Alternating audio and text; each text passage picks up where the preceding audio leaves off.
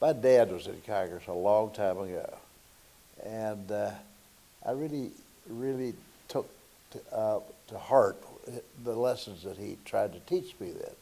But the one that stands out most prominently is he told me once, when I was a young man, I was in my teens, I guess, that in politics, competition for ideas, competition for the right to serve is fundamental and is political. But it must be accompanied by a decent respect for the other fellow's point of view. Because if you don't do that, the whole system falls. It collapses. If you don't admit that the other person may be right from time to time. It's sometimes hard to take. It's sometimes difficult to understand, but it's absolutely essential. And the high points of my career, at least, in the Congress, and I believe in his career, it was marked by the willingness, either publicly or privately, to recognize that we need to think about something else except those things that we are particularly interested in. That is the essence of politics, the essence, in my view, of the essence of bipartisanship. I'm not one who believes that bipartisanship is always the right thing. As I said a minute ago, partisanship is the way we test ideas.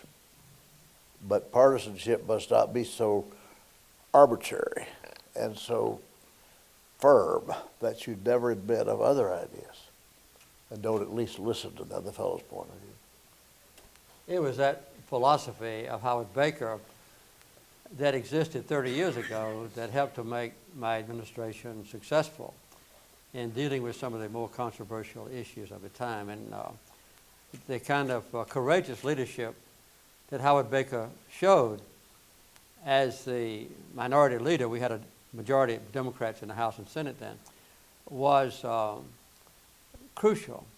And it's very important to remember how courageous it was even then to go out on the limb sometimes for supporting the policies of a Democratic president. And he did. I remember one time that we met in the White House with him and his wife, and I thanked him for voting right, and he said, "Mr. President, if I vote right one more time, I'm not going to be reelected in Tennessee." But he did it. And I would say, to interject a historical note, that the most courageous vote, in my opinion, in the history of the U.S. Congress was the affirmative vote in the Senate for the approval or ratification of the Panama Canal Treaties. It was a very difficult vote. And there were 20 senators who voted for the treaties who were up for re-election in 1978. Only 7 of them came back to the Senate the next year. And the attrition rate was almost as great in 1980. And I would say, I'm getting ahead of time perhaps, but when Howard Baker later ran for president and sought the Republican nomination, I think his support of the Panama Canal Treaties was one of the negative factors that kept him from being the nominee and perhaps the president of the United States. So I want to thank him personally for being so courageous in a time when it was not easy. Mr. President, I thank you very much. Anyone who wants to see my scars and bruises, I'll show them after the program. But it was not easy, but not to be unduly grand about it. It was the right thing to do. And maybe I ought to share with you a little about how I arrived at that conclusion. Yeah, that'd be nice. Because I don't think I've ever said this publicly, but when it came up, those who advised me as minority leader were pretty well divided on whether I should do it or not do it. And what I did was put together a group of academics, principally, to study the matter and to give me advice on what to do. Well, as most academics do, forgive me, any academics in this room, but as academics usually do, they studied it and then came back with a recommendation that was on the one hand and on the other hand, which didn't help a lot.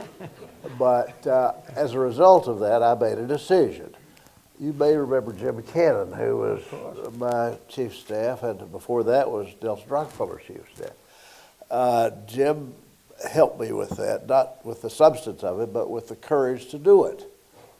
He said repeatedly, if you really think that's the thing to do, do it. And I did. And I'm glad. It is the right thing to do, even though it may have negatively impacted my future in politics. But my future in politics was good enough for me. And I enjoyed it. And I enjoyed most days, anyway. And I was not mortally wounded by that vote. But I must tell you, there are people in Tennessee and people elsewhere to this day who've not forgiven me for that vote. And that's okay. I haven't forgiven them either. So there you are. But both of you were working tirelessly to round up the votes because there weren't any votes to spare. Could you have any stories you want to tell us about how you were able to do that? Both of you were on the phones. And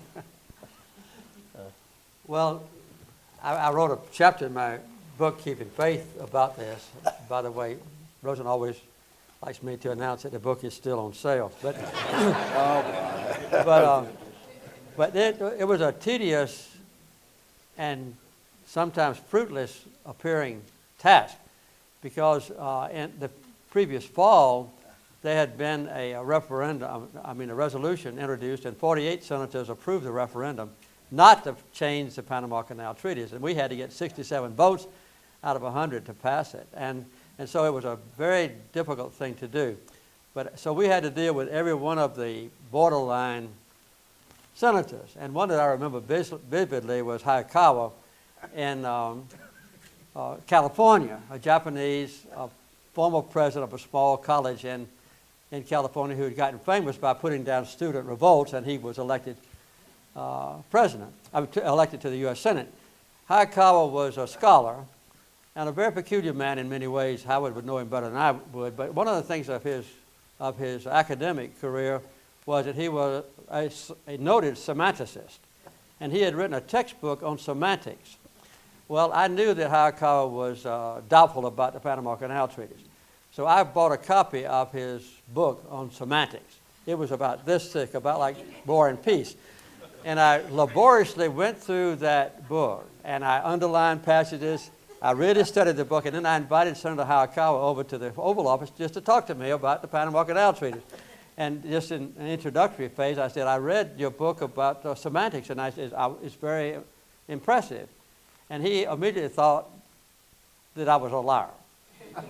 So he asked me a couple of questions about his book, and I could almost quote his book, and I convinced him. And I believe that was one of the reasons later that he made a vote that has transformed life in Panama, and I think it also transformed life for ourselves.